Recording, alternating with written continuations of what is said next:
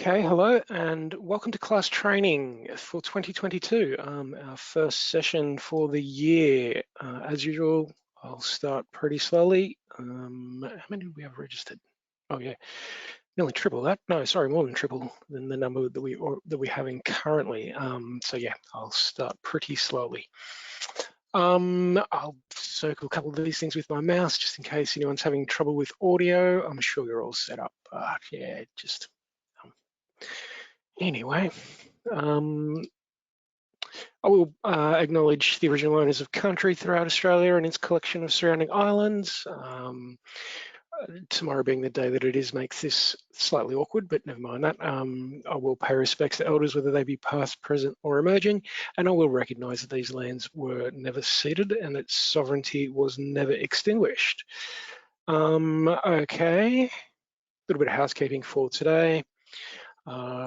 Yeah, this software doesn't let you unmute yourself. So if you do have questions, please submit them in the questions section of your control panel.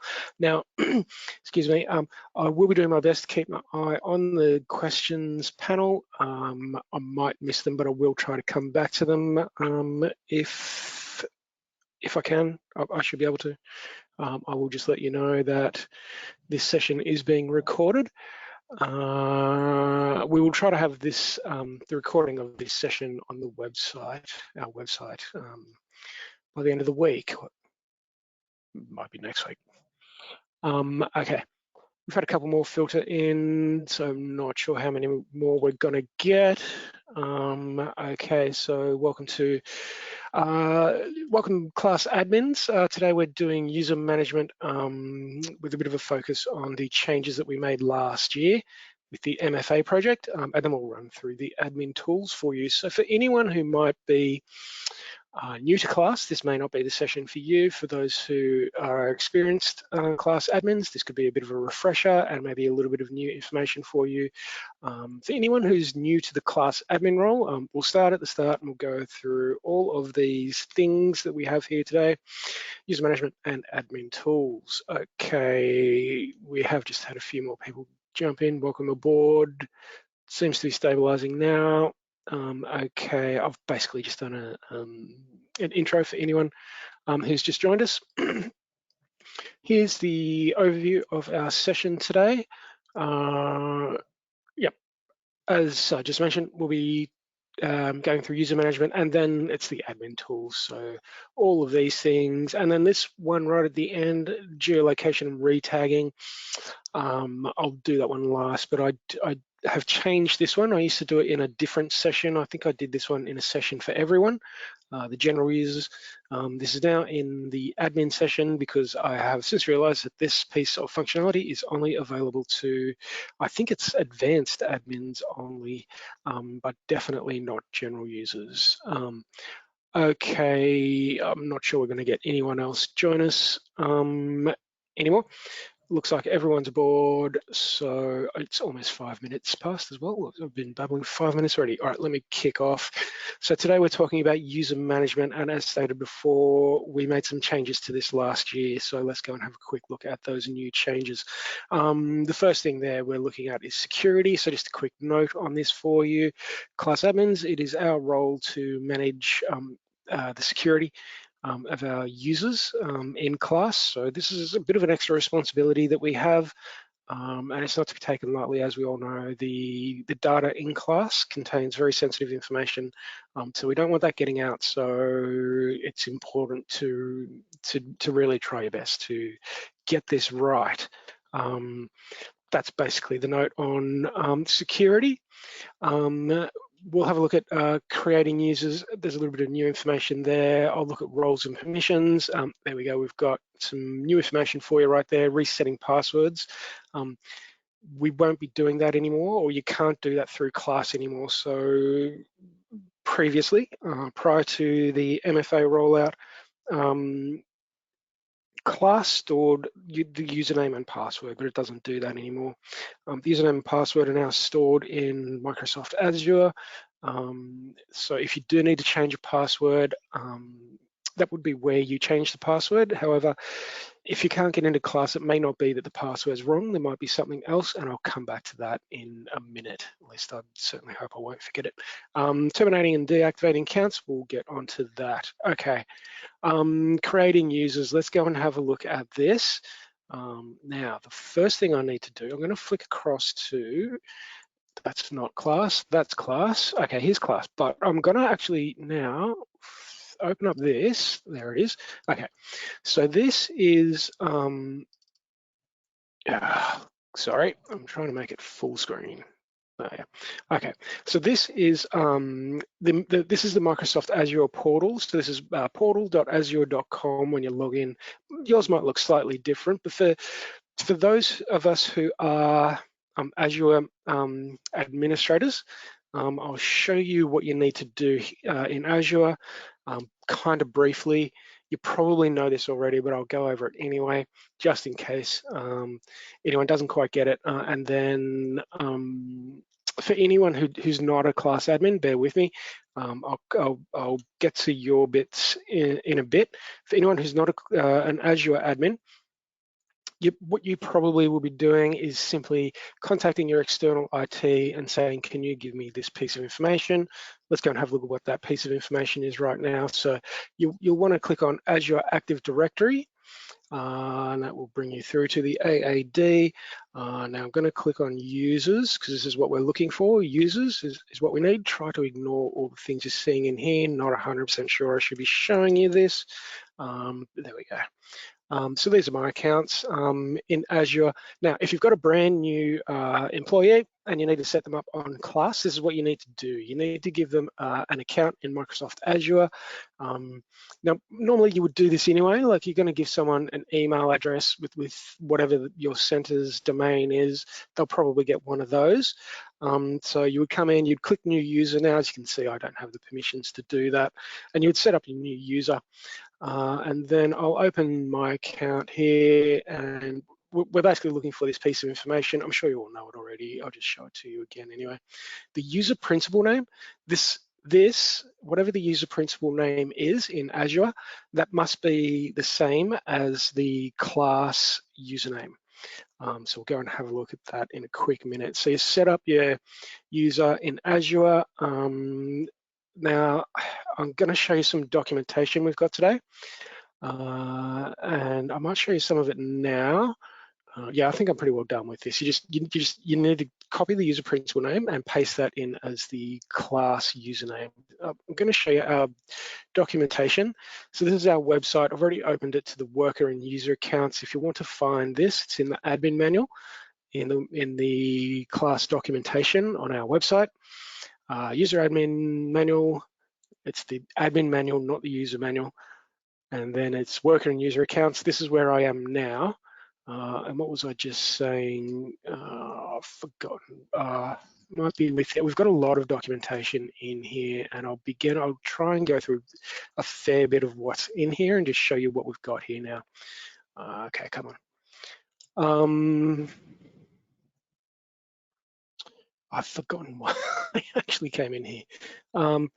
So if you want to share, if you've got users who like volunteers and you want them to share an email address, like an inbox, we don't recommend that anymore. We've got a bunch of options that you could try instead. So if you've got volunteers, what you can do is set up unlicensed users. So your Azure users don't need to have a license. You can have an unlicensed Azure user and use the UPN from that user for their class account. Okay, that was my little spiel on Azure.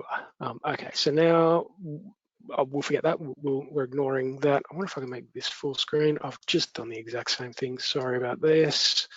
Okay, all right, let's go and have a look at how we create a new user in class. Now, we're gonna go to system settings, and here's where it gets a bit tricky. You would think you would just go to user accounts and maybe click new. That's not how it works. If you do that, you will run into trouble because, yeah, that's gonna cause you trouble, so don't do that. The way this system works, it may not be super intuitive, but the way the system works is that you come into system settings and then you click workers. Now, the reason we do this, do I have a slide? Yeah, it says go to workers. So this is what we've done. We've come into workers. So what we're going to do here is add a new worker. And the reason we would do this is because you can add people into the system who won't actually have a login to class.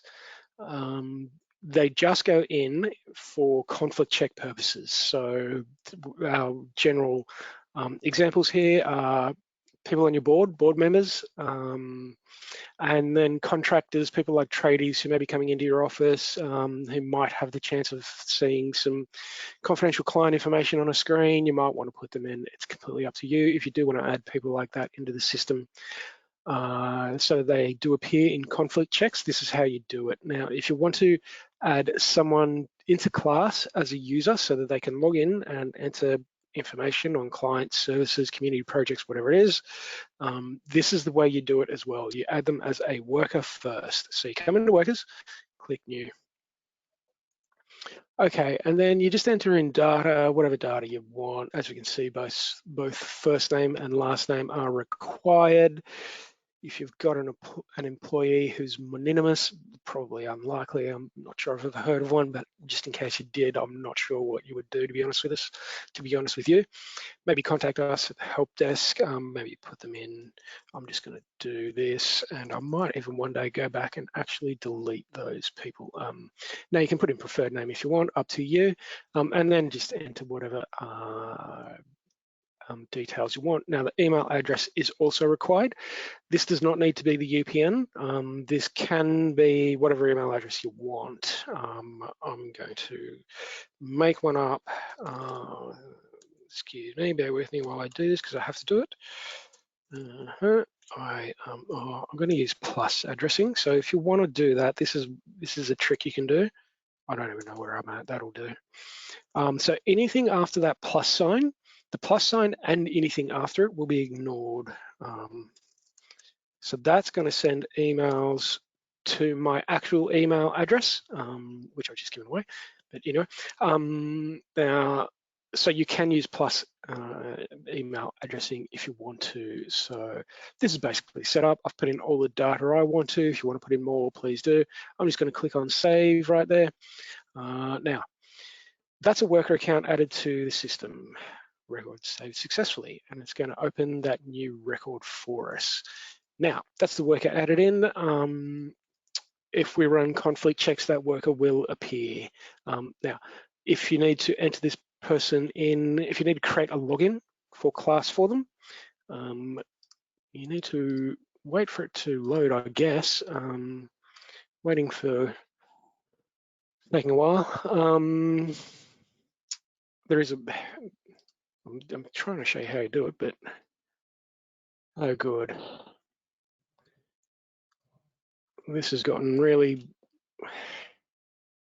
not good. Apologies for this. That's not working. I'll try and load it up. Hopefully it's this one. No, what was it? It was, all right, I'm just going to try and find that account I just created. There it is. Hopefully this is going to open for me, and here it comes. There we go. That's what's going to happen when you finally manage to get that account loaded. So we just added it in as a worker. Here's our worker account, and this account will now show up in conflict check results. Now, to create a system login for this person so that they can log into class and use class, it's pretty obvious. You look at this massive big button right here that says create a system login, and you click on that. Now, when this pops up, when this loads up, oh boy, it's being really slow today. There we go. Okay. Now we've got a few more bits of information we need to give it. And the first one we can see that's required, kind of jumps right out at us, is the username. Now that is the one that has to be the UPN. So where's my Azure? No, is that it? That might be it. I'm just going to copy that. So there's the UPN. I'm just going to copy that, and then I'm just going to paste that right in there. Okay. There you go. If they don't match, you're not going to be able to log in. Now, we had someone come to us with a question saying, if we enter someone into Azure and they've got a Microsoft account, they've got an email address, they've got an inbox, all the functionality in Microsoft. Can they just go straight into class and just log in with that? The answer is no. If you want them to work in class, they have to have a class account as well. You can't just log in with a Microsoft Azure account. That's not how it works. You need both. It's just that when you're trying to log into class, class is going to, it's going to authenticate your users through Microsoft is what it's going to do. Okay, there's issues about the supervised user. Now, if I'm not going to go through it with you, but I'll show you where to find the information about it. Come over to our class documentation, look for release notes right there. I'm going to open that in a new tab so that I can preserve that one. And I'll come over here. Now, supervised users is quite complex. I'll show you where to find the information for it. This is being really slow today. So here's some more documentation for you, introducing multi-factor authentication.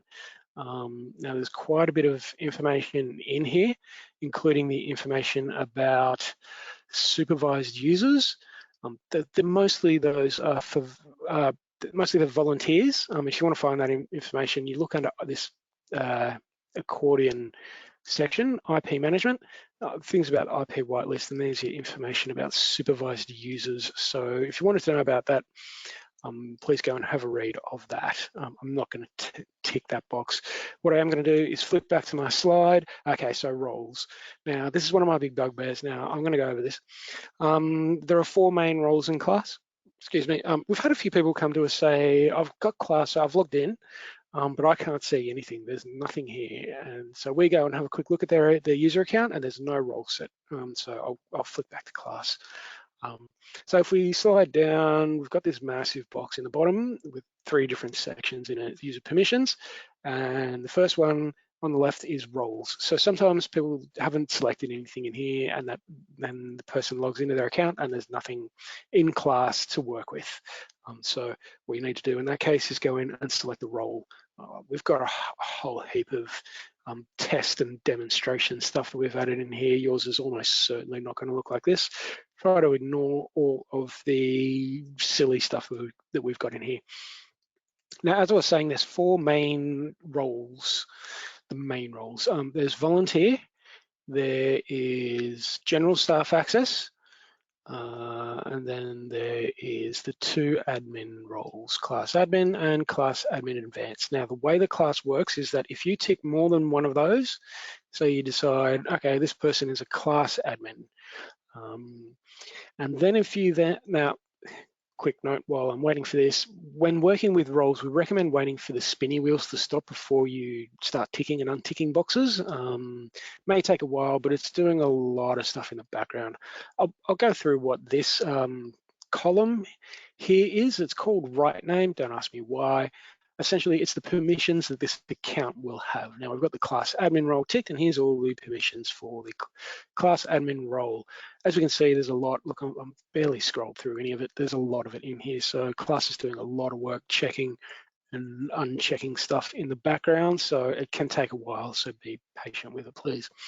Now, going back to what I was saying, if you then decide, well, this person doesn't have enough access to stuff, I've got to give them the highest level.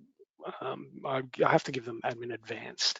And if you check admin advanced, or if you check more than one of the 4 main roles, class will not give you the access that you want. You won't get the permissions that you want. Now, I'm going to flick back to our documentation while I'm waiting for that, because I believe we've got documentation on this as well. We've written up quite a bit of this. Some of it's still not 100% finished, but we will get onto it. We've got creating and managing worker accounts. Please go and have a read of that if you like. Maybe I'll show it to you later. Roles is what we're talking about. We've got some documentation there. So all the documentation on creating and managing worker and user accounts should be up to date. This documentation on roles is new, actually. We've got the list. This here's an account that's set up wrong. Exactly what I was just saying, that's wrong. So if you've got two of them ticked like that, you're not going to get what you want. If you want this class to have the highest level of permissions, Class Admin Advanced is the highest. You need only Class Admin Advanced ticked, and then you will get what you want. Now, that brings us to the add-ons, as we saw in that, that was still waiting for that for a while. In this screenshot, these add-ons, yes, you can use the add-ons with any of the roles, if you like. Again, only one of the 4 main roles, please. And then what you can do is give people access to more stuff, but you don't have to bump them up to the next level. So they could have something like general staff access, and then you can give them something like exporting so that they can export things. You can give them, if they need to work on accountability with you, you can give them that. You can give them the bulk insert if they don't have it and they need it. There's a whole bunch of them. Reports, I think there's about 3 you probably want to use with reports. Add-on reports, add-on DIY reports, and add-on child reports, I believe, are the 3 you want to potentially look at giving to people if you're using add-ons. So you can give someone something like, maybe something like class admin, and then maybe accountability as well, because I don't think class admin has accountability. I think it's only the advanced admin role that has it. That role should have everything. If you do select that and only that, and you find that you don't have what you need, then you can use the add-ons. Maybe you need to add accountability to that one as well. Okay, that's probably enough on that one. I will show you one more thing. On roles, it's probably not enough. So you can actually, what you can do is so you can do it the other way. So you can give someone general staff and then give them reports, or you could give them class admin and then take permissions away. So I don't know, just for example, these things, you wanted to just remove those, just tick those, and then click save. So now we're setting up our user account is what we're really doing. We've given them a role. We've set up the exact role that we want, including custom settings, and we've ticked save or clicked save. Okay, what we're gonna see, I'll just tell you now, is this column here, excluded right name. Anything in there will be the permissions the account doesn't have. Apologies for the slowness of my system. I don't know why it's this bad today. It's been going fine all week, and today it decides to, I suppose it's only Tuesday, but anyway. All right, someone's already got that username. Yes, of course they do. All right, ignore that. Once you click save, you'll be good to go unless the username is already used. Okay, so that is setting up a new user account. And no, that's not what I want. That's what I want. That's the roles. Okay, great. I'm not seeing any questions coming through. I'll move on. Removing accounts. Yes, there's technically 3 ways to go about it. I'll go through them. I'll try not to spend too much time on it. We do have a fair bit more to get through. Some of these are a little bit finicky. You may not need to go to this much trouble. I'll just remove that and do a search. I'll bring up someone's account and just show you what you can do. This one's already terminated. All right, let me find one of my accounts and I will get rid of it. This one is fine. I don't need that one. Okay. So I've got an account. That's just a worker account. Right. Okay.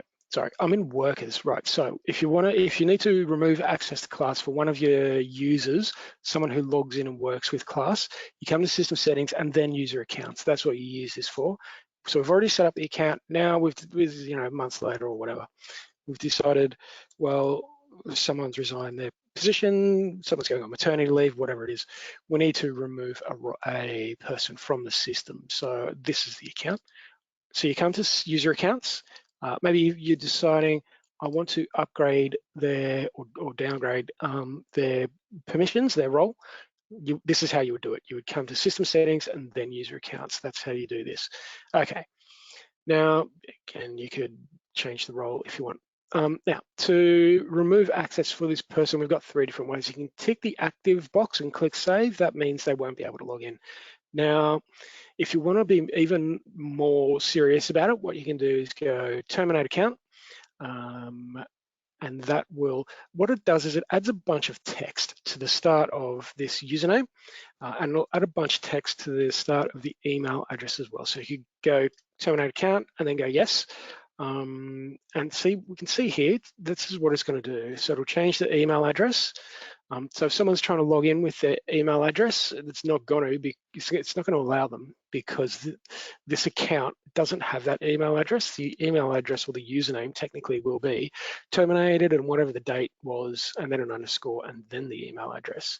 So they're not going to be able to use that account. Now, if you've got someone who's stormed out in a huff and made threats or something like that, just, I hope not, but just hypothetically, and you really do not want this person getting access to class ever again, what you could do is you could come in, change their email address to whatever, at underscore, and you can choose whatever you want. You can then change the username. I'll just go copy. Obviously, that's not going to be an actual username that can be used for any. What did I do that for? Okay, I reset it. I needed that one, and now I can go paste, change the username. If you do need to change usernames, that's how you do it.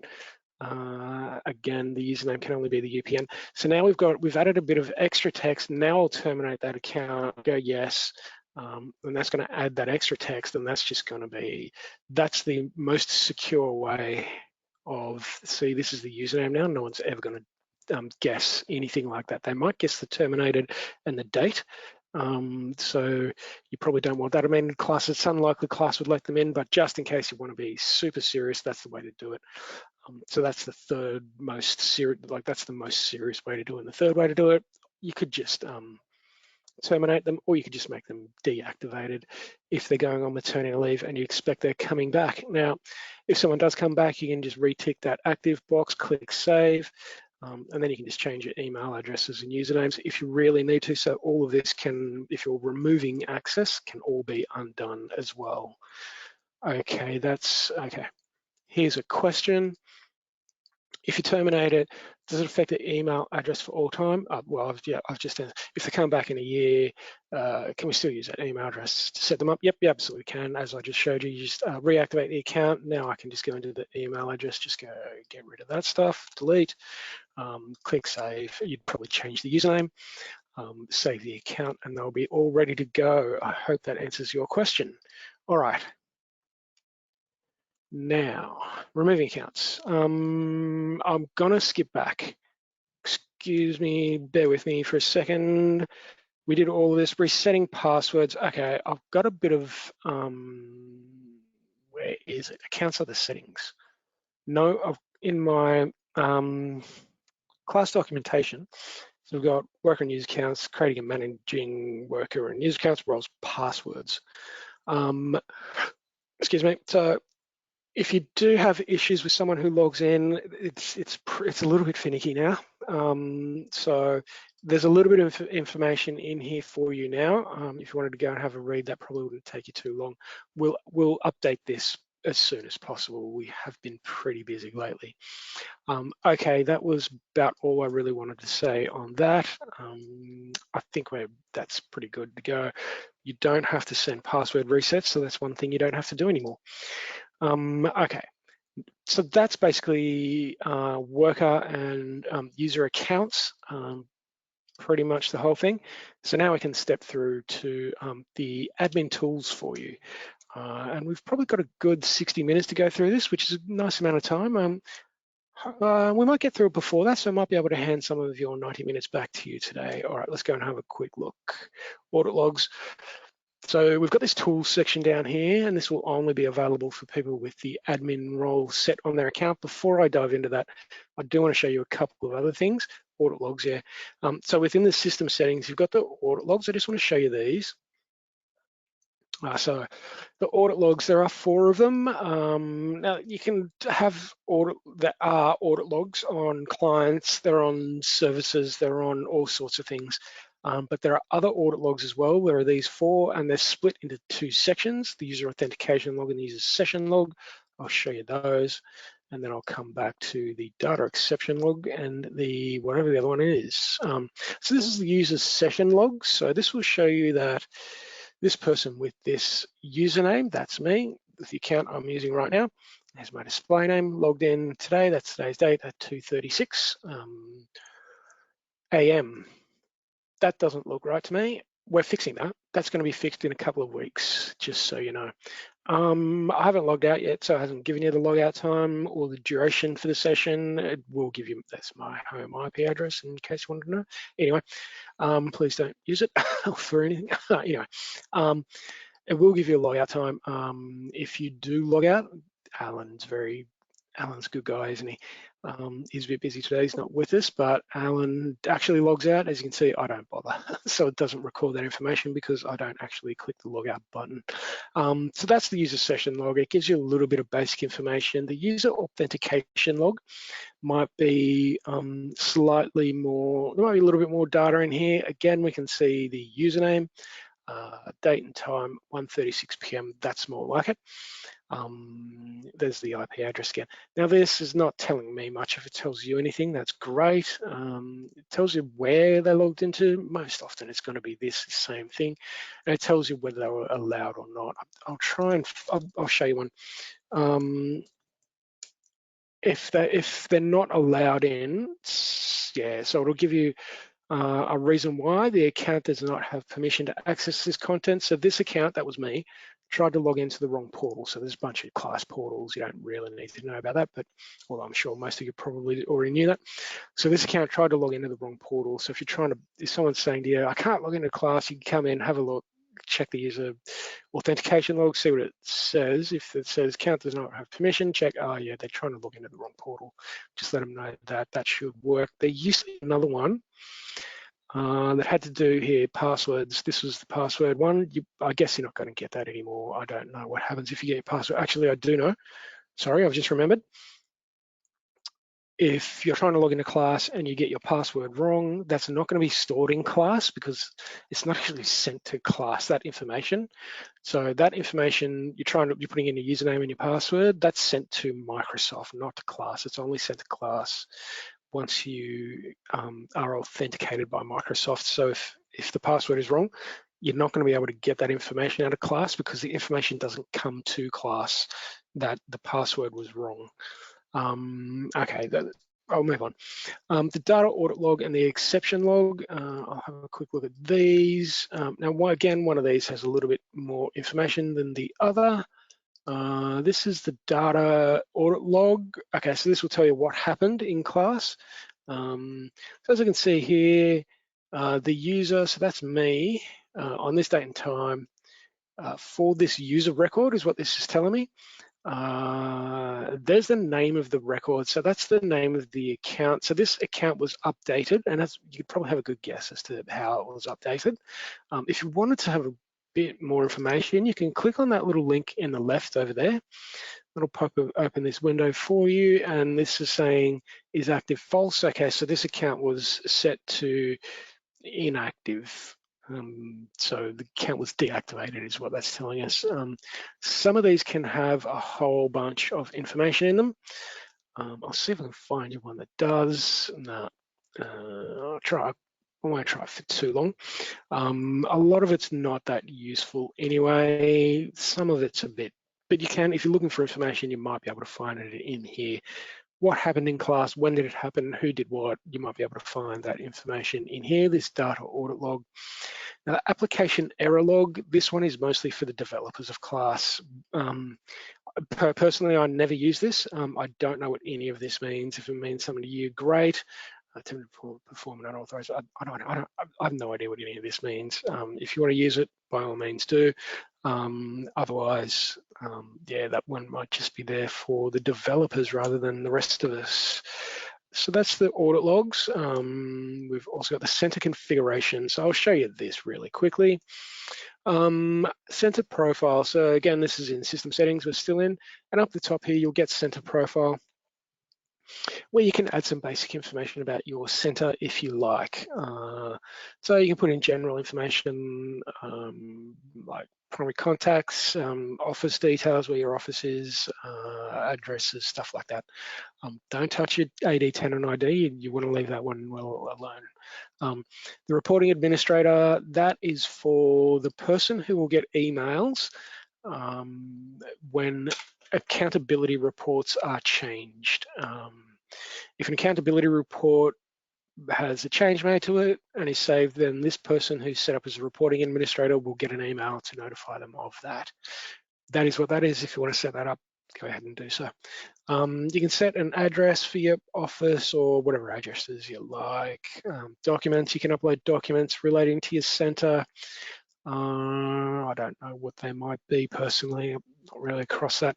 Now, I think this is the next thing on my slide deck is email servers. Yeah, if you need help with these, sometimes we do too.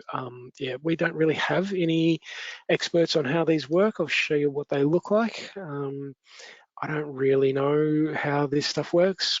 This is the protocol you'll probably want to use. I don't really know how any of this works, to be honest with you. It needs to be set up, and if it is set up and it's sending emails, then probably no need to change it. If you do need to change it, this is where it is. And if you do need help with it, you can definitely ask us about it. You can send a test email. I'm not even sure what that does. If you do need help with it, you can ask us and we will try our best to help you. Okay. No other questions? Email servers, the email log. Again, we'll go through this one pretty quick. We can drop into tools. Okay, here we go. So now we'll go through all of the things within the tools sections. This is for all of the class admins. We'll start this up with the email log. So this is exactly what it says it is, or exactly what it sounds like. It's a record of all of the emails that class has sent out. Yeah. Okay, so here they are. I guess this is a critical, yeah. So it used to send out password reminders when you would send those out. Obviously, that's not happening anymore. So it's mostly going to be things like critical dates and reminder dates and things like that.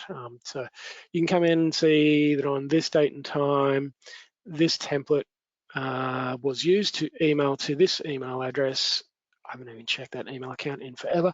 And it was copied to that email address. I got that one. And so it was sent from this email address. There was the subject line. No error message because the status is sent. So if someone's saying, oh, I didn't get that email address, you could maybe pop in and see, oh, look, it actually, yeah, that email actually failed and this is the error message we're getting. Maybe fire that through to us at the help desk if you need to, or action it yourself if you can, whatever you like. So that's the email log. What else have we got for you? The message board. Again, pretty quick and easy. It's a basic word editor. So you can set up, I'll show you what they are. There it is. Sorry, here's the message board from when you just first log in. This is what it gets. So you can set up messages for this center message board, and here they are. And so you come into tools, message board, and this is what you get. And there it is there. And if I go, I made changes and save that, you will see it on the message board, and all of the people who log into your center will get that message on the message board. I'm not going to change that because that looks a bit silly. Again, it's a basic text editor. You can set the font, make it bold, italic, whatever. You can set links. Where's links? I think that might be hyperlinks, and that might be images. Yeah, you can even put an image in. You put ordered lists, you can put bullet lists. Yeah, so basic text editing capabilities in there. I'm thinking about changing that. It looks all right to me, but I don't know, we might change it anyway. If you'd like us to, then let us know on the help desk. The message board's basic Word document editor. Bulk insert, all right, this is a good one. Now, the bulk insert tool, this is for people who can't be bothered putting, I don't know about can't be bothered, I'll try and find a nicer way to say that. People who would like an easy way to enter in numbers of services for informations and referrals. You can do that using the bulk insert tool. So what you could do is keep a tally. I was speaking to a center the other day. He said that they've got a big whiteboard, and they've already got it set up in a big grid, which we're going to see in a minute. And they just go in and every day and just mark whatever, and then at the end of the month they come through and they set up. They just put it into the system. put it into the computer. So you do it at the end of the month, you can do it at the start of the month, whenever you like, but it works by months. You set one up for each month of the year. So to set up a new bulk insert, you come into Tools, Bulk Insert, then click New. And so you just tally them up however you like. We'll put in the year. Oh, I've already done, excuse me, just give me a sec because I've already done one for January. And I don't want to, no, I could do one for February, why not? I'm getting a bit ahead of myself, but never mind that. You might have to arrow back to put in the year, but whatever. Month is, I'm going to set this up for February. You can put notes in if you like. You will have to choose a funding category. If the information is in referrals, I'd be guessing it'd be something like NLAP funding or generalist funding or something like that.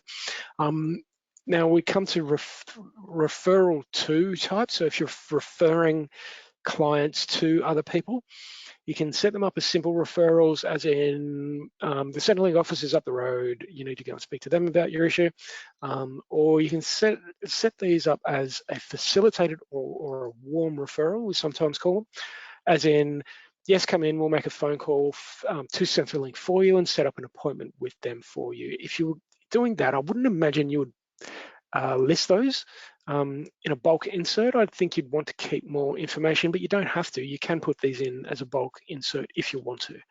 Up to you. I'm just going to say these are simple.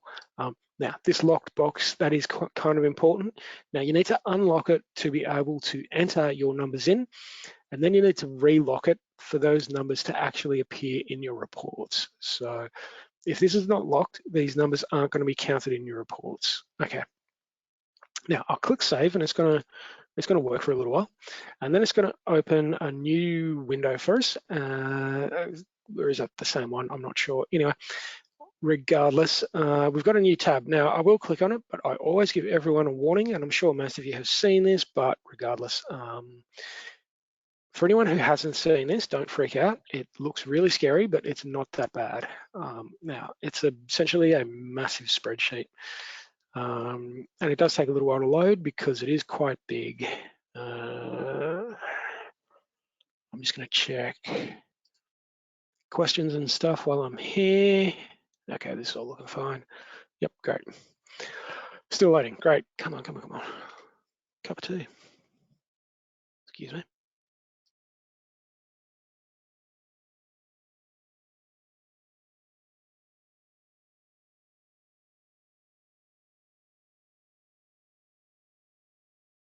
Come on. Really not sure why this is so slow today. There it is. So there's our massive grid, our massive spreadsheet. And for anyone who hasn't seen it, it does look pretty scary, but it's not that bad. So across the top, we've got the people we're referring to, whether you refer them to a community sports service, to Centrelink, you refer them to the police, or whoever you refer them to, you can mark those. And then down the left-hand side, we've got problem types. So you could say, for a child protection matter, I referred, for a child support matter, I referred a client to a child support agency. It's not letting me enter in there. Why not? There we go. No, why not? So annoying. What's going on? Oh, it's going to do that thing again. So annoying. Why does it do this? Anyway, at the very bottom, so this is what you can do. Instead of doing that, you can set them up so they're all listed under problem types. Oh, come on. So annoying. Sorry about this. You can set them up so that they're all listed under problem types and they're all listed to who you refer them to. Come on. Has to choose today to be this annoying, doesn't it? That's not helping. Excuse me for a second. Oh. I would stop this fucker. Can I drag that out? No, I can't. Apologies for this. We'll try and get this working as soon as possible. I just need to get rid of that so I can go. Oh my God.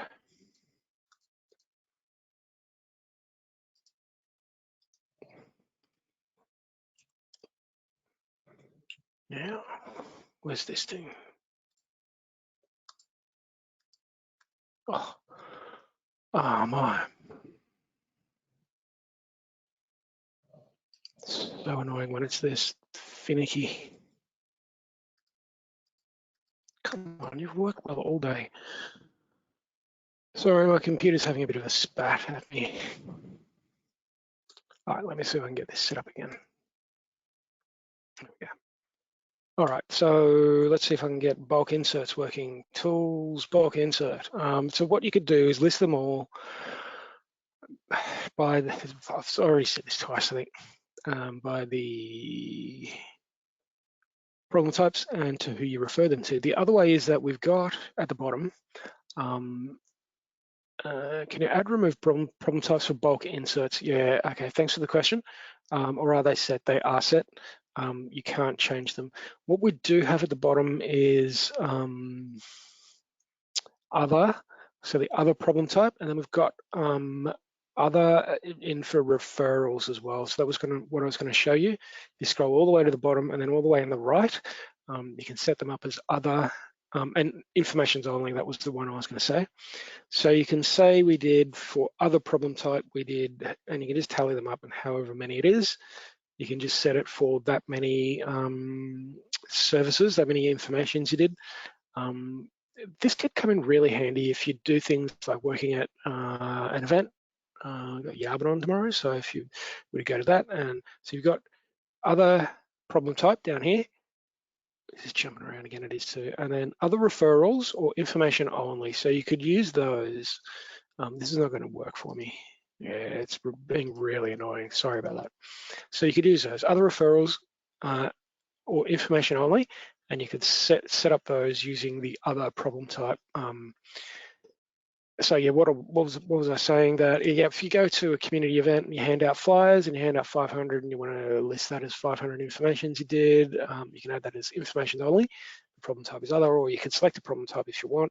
Up to you how you want to use that. Once you're done with it, you click save. I'm not going to bother because this is being really finicky. I'm just going to demonstrate. It'll save your numbers for you, and then you click back across to the bulk insert tab, and you need to relock this. So once you get across here, you click locked and click save, and then those numbers will be added to your reports, even though I didn't add any numbers there, but ignore that. Okay. That's basically the bulk insert tool. If you do have any other questions, please fire them through on the questions panel. I wouldn't be surprised. Anyway, I'm going to move on though. Okay, all right. Back to the start. Excuse me again. This is not going well, but it's not so bad. Center configuration, we did that. Yep. MLO message board. Yep. Okay. This was the one I was looking for because that is what printout templates do to my brain. I will show you why. So printout templates. So these are the templates for the ways that things print out to a sheet of paper for you.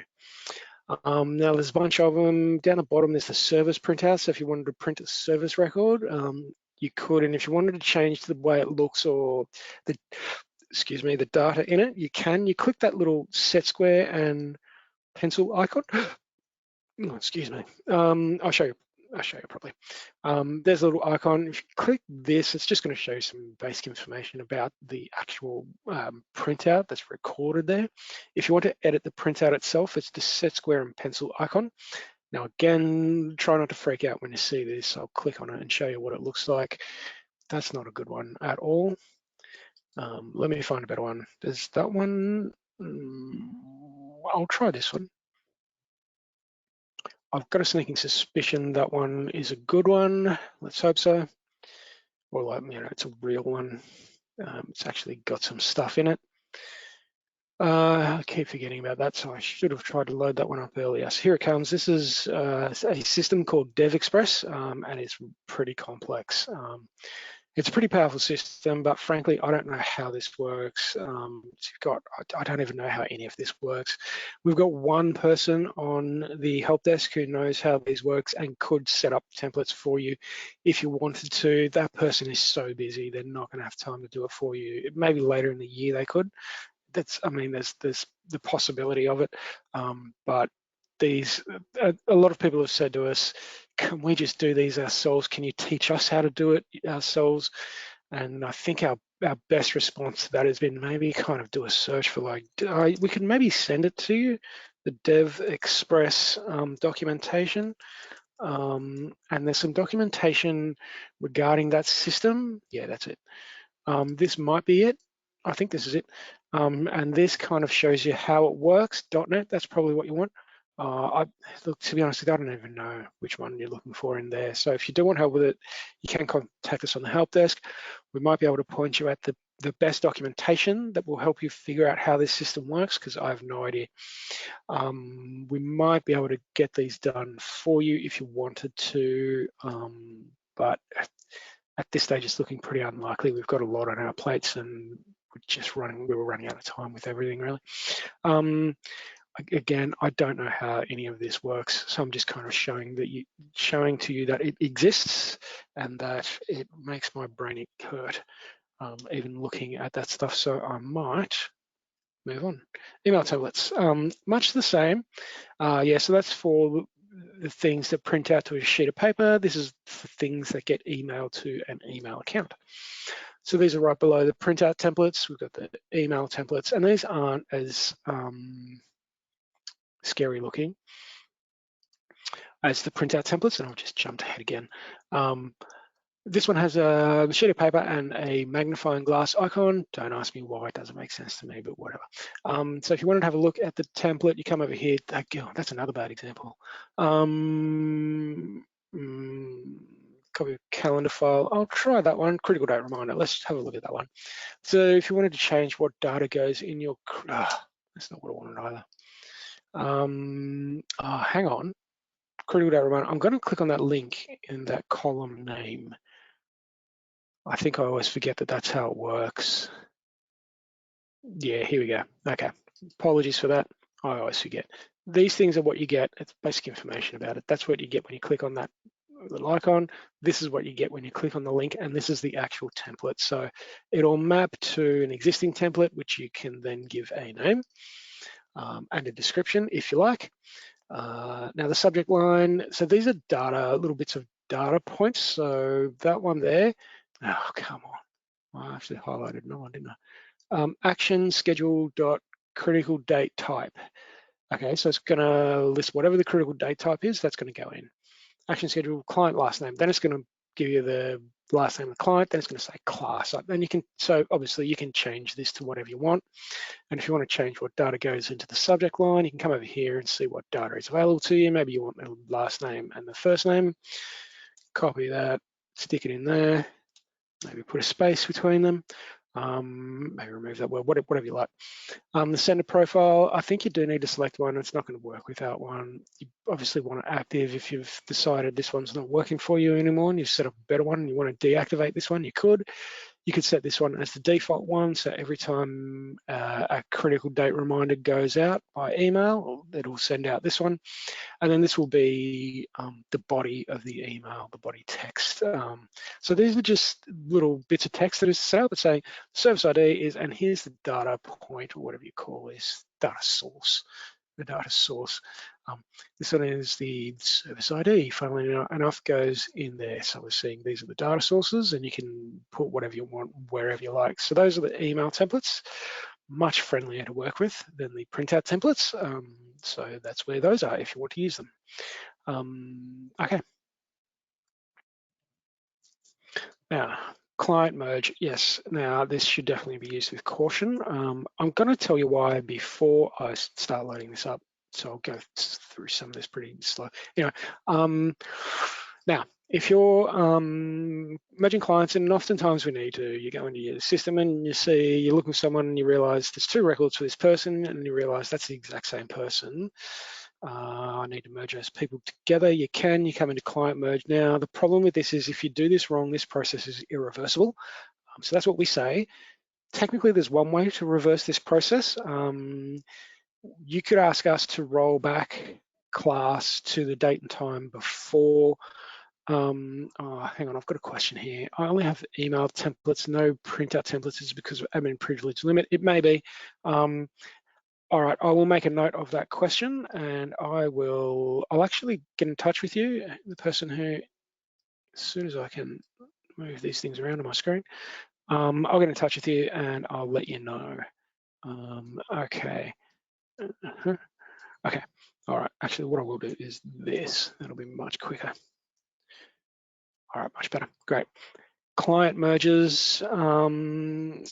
You could contact us and ask us to roll back class to just before the date and time. Yep, no worries. The date and time before when you merge the two clients. The issue with that is that it's going to change, it's going to roll back class for every instance of class. So every legal center and FVPLS and everyone who's got class, they'll all lose all the data they've entered into class since that date and time. I usually say you can ask us to do this for you. We're probably not going to because there's so many centers and whatnot. And I always say you can imagine what you would say if someone asked you, would you mind if we rolled back class to this date and time? So yeah, this is why we do this carefully. Now I've got a couple of client numbers that I think I remember. I'm just going to enter those in. Someone asked us, can we do this search without the C? I asked about that and the developers said no. So unfortunately, you have to use it. Annoying, I know. I wouldn't have, give me a second. I think you might even have to use a capital C. Weird. Just give me a sec. I'm trying to find valid client IDs. Client, come on. Why are you doing this to me? Let me try that. Come on. There we go. Great. All right. Now, so if you're merging clients, you need to put in their client IDs, which is a bit annoying. Anyway, once you do that, it'll list the client names. Obviously, these aren't very, these are just dummy names. But anyway, it'll give you a list of their services, and it'll probably give you more data than just this. The options you get here are to merge one into the other. Now, I'm going to say this is the primary client. Like, this is just a demonstration. You probably wouldn't do it this way, but you could merge this client. So I'm going to say this is the primary client. This is the one that's been added later. This number's higher than that one. And someone added another service for this client that already existed. I need to just move that service into this client and then kind of get rid of this client. This is exactly what that will do. Once you've set that up and reviewed it, you need to tick this checkbox, which is a bit of a acknowledgement. Blah, blah, blah, blah. Yep, I understand this is irreversible. It's kind of a end user license agreement, I guess, or something like that. Tick that, click merge clients, and then it's going to give you another warning message. Then you click yes, those clients will be merged. I'm going to click no just to exit out of that, just for demonstration purposes. What's going to happen, as I was saying, is that this client is going to be removed, and this service and all the details for this client will be moved into this client, and that one will be gone from your system, and you'll just have the one client. It is a nice, nifty little feature. Again, you may want to use it with caution because if you do get this wrong and you have to re-enter everything manually, that could be tricky. So again, using that with a bit of caution. We seem to be running well ahead of time today, which is nice. There we go. Yeah, so I think this is about the last one we've got. Geolocation and retagging, making sure your data is as accurate as possible. Right. So this is only available for the advanced admin role, which is why I popped it in the end of this training session. Now, I'll show you what it is and what it does. It'd be good if you could get, just your general staff to do this, but it doesn't work that way. We're going to come over to class. I'm going to search for a service. Any service will do. As soon as it lets me. Yeah. All right. And now the reason you would use this, I'll open this legal advice, that will do. The reason you would use this is because all of these services, I'll go back to list of services, all of these services are tagged in the back end with a client address. Now, the client address can't be seen on the service itself. Once the service details load, we'll see that there are no client address details involved there, but it is tagged in the back of this service with a client address. The reason we do that is to be able to give the best data we can. So if people come to us saying, well, how many services did you do in this location? You can say, well, instead of you telling you how many clients we had, we had so many clients, but then we did this many services. So we had clients with multiple services, things like that. So to be able to do that, we can do that. And the way we do that is to stamp the back of each of these services with an address. As we can see, it's not there, but it is stamped in the back. Now, the common example I give when doing this demonstration is that your client, maybe you have a client who comes in for advice regularly, or maybe they just needed extra advice after having done what you advised or something like that. Anyway, during their appointment, they tell you, well, I've moved house since I last spoke to you. That's not a problem. You go in, you open the client record, you go into additional details, you add the new address, mark it as primary. This is the client's new address. No problem. But if you've already set up this service and saved it, and then you go and open the client record and change the address, this service is technically going to have the wrong address stamped on the back of it. So there is a feature to be able to fix that. What we can do is come into the service and we can just go retag. Click that button up there, retag. It's going to ask us, are you sure you want to do this? We're just going to say yes, and that will that'll change the stamp on the back of this service to whatever the primary address is. So there's the geolocation and retagging feature. It's a nice little feature. I like it. I also really like the name. I think it's a great little bit of terminology. Anyway, so that's pretty much it for today. That's only just over 60 minutes. Finding documentation and getting help. Now, most of you know this. I'll be able to individually assign staff the ability to retag without giving them admin rights. To be honest with you, I don't know the answer to that.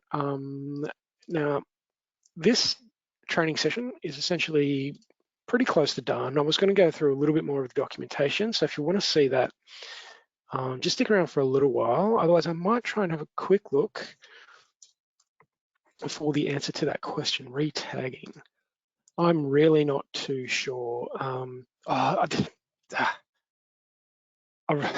realized that I forgot to set up this this session in the right way. So what you can do is come in and you can give them admin events. So that will already have it. Where would it be? Under class, communication reports, setting services, don't think so. System settings, I don't think so. Tools, don't think so. Addresses, documents. It's gonna be in class if it's anywhere. So you could come in, I mean, yes, you could. You could come in, give someone this kind of account. You can come in and set up the account this way. This is actually a really good segue into the one thing that I missed, that I forgot to tell you about, which is custom roles.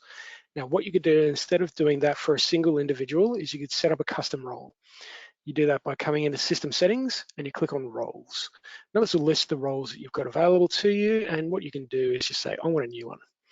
So you come in, and there's a little bit labor intensive this is. So I'll go, this will be, if I can spell, general, no, I can't spell, user with retagging.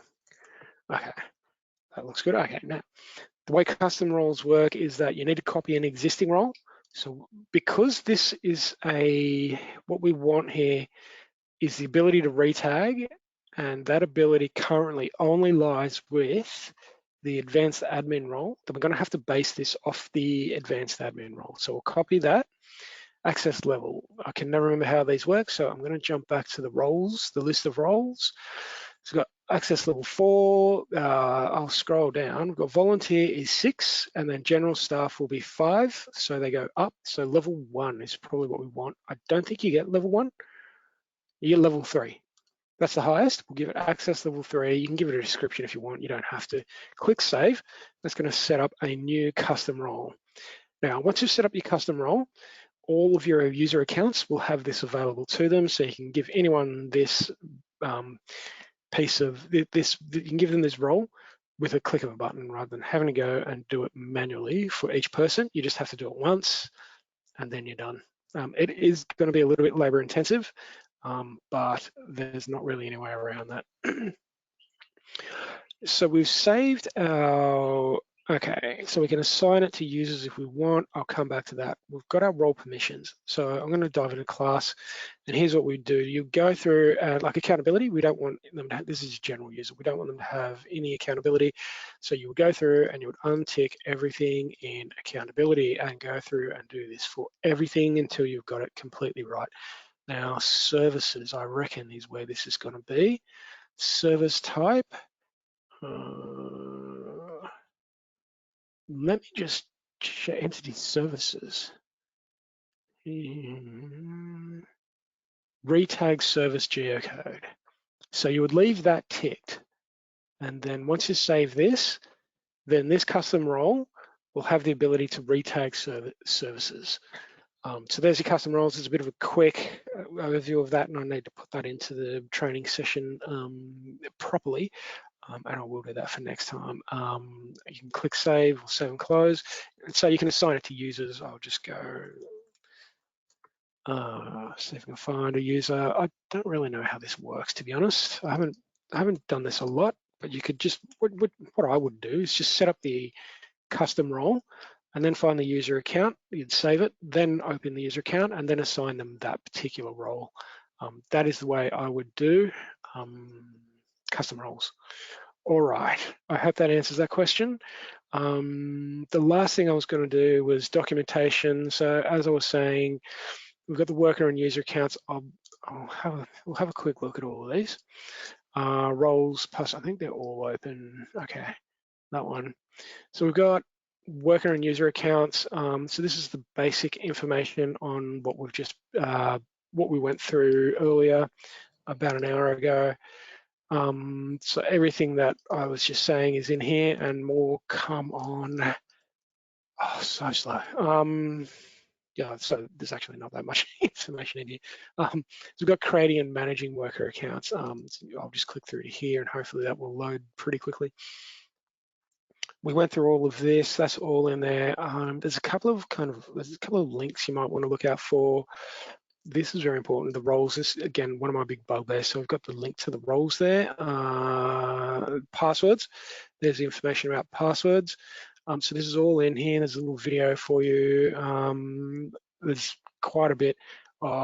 Unlocking accounts and resetting passwords. I haven't gotten around to fixing that part of the documentation yet. I will do it. Probably not tomorrow.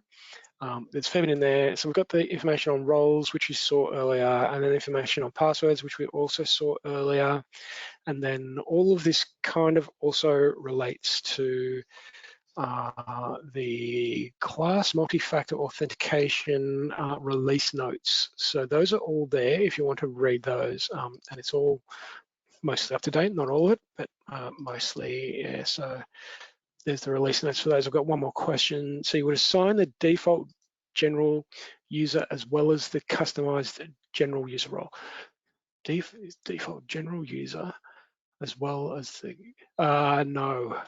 no, you would not do that. So I'll come in. So you come in, you open the user account. No, so see here, we've got general staff access and general staff access, no snooping. Now, these essentially have the same sorts of permissions, only, so this one will have less than, I'm trying to find a good one. I don't really have a good example here. Volunteer hire, that's a good example. So you might want to give someone volunteer. I don't really know what's in volunteer hire, but just as an example, this role will be the volunteer role. That's the general role, the basic role that's preset. This one is a custom one. Someone has come through and set that one up, and it looks like what they've done is they've based it on, they probably based it on general user and then took a bunch of stuff away, but left it so that it's got everything that the volunteer account has, but a little bit more. So you could give them either the volunteer account or the volunteer hire. If you gave them both, then what class does is it reverts to the lower level of permissions. So it's set up intentionally to do that. So if you do check both of those, and I said don't check them until the spinning wheels stop, but just as a demonstration purpose, if you tick both of those, and I know yours was general staff, but just as an example, if you were to tick both, then you're going to get the lower level of permissions. So if you want to give someone general user plus retagging, and you set up a custom role, just give them the custom role. And not the basic role. I hope that answers that question.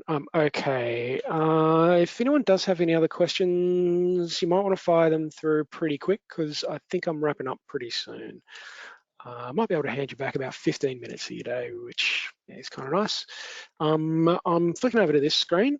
I'm going to be waiting around for a couple more minutes, just in case anyone does have any other questions. Otherwise, thanks. Hope this did help. The MFA rollout was a lot of work for us. It was a big job. I'm sure you guys probably did quite a bit of work for it as well. So this is what we've got now. This is how the system works now after that rollout. I hope that explains all of it well.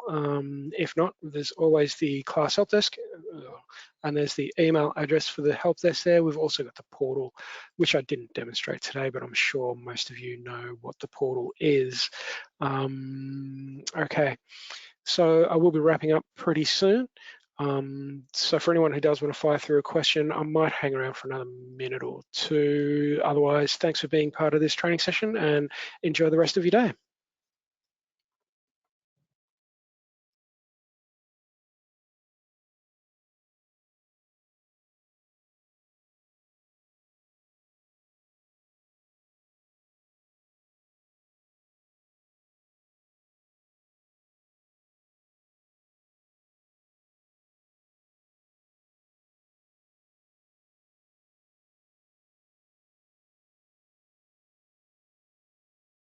Okay, we do have a couple more questions there. What does the add-on retag service do? That's a good question. Let's go have a look. Add-on bulk insert, add-on retag services, right? So you might not even need, I didn't even know that. Thank you for that. Yeah, so you may not even need to set up custom role. I mean, you could, if you want to set up custom roles, you can do them for kind of almost anything. You can mix and match all kinds of roles however you like.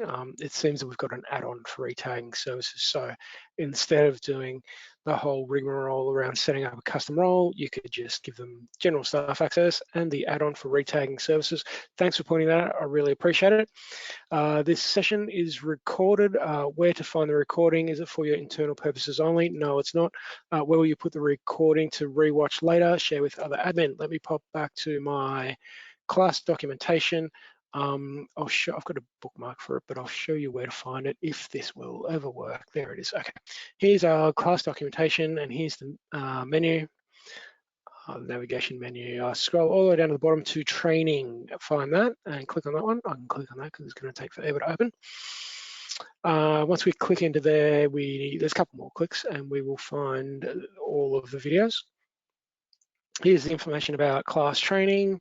We've got the class training schedule. If you click into there, maybe I'll even add the videos as another link there so just to save you a click.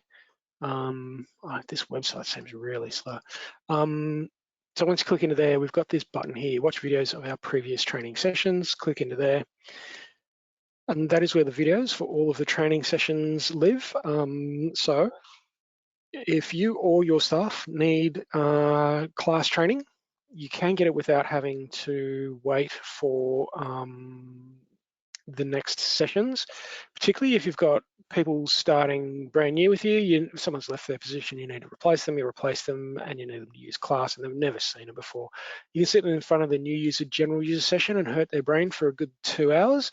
And then maybe the week after they go through the intake and training session, and the week after the client services and actions. We've got them all in here.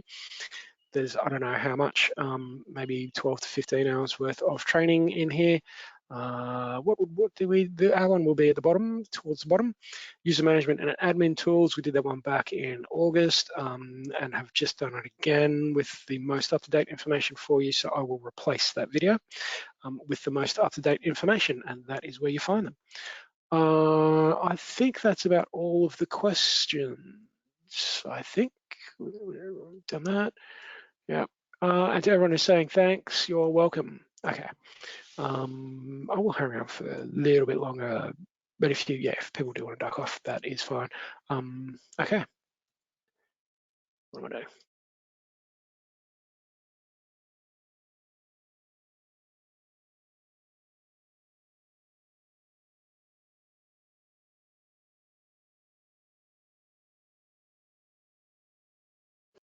Okay, I'm not seeing any more questions. Looks like a couple of people have actually dropped off. I think I've got a few people left actually.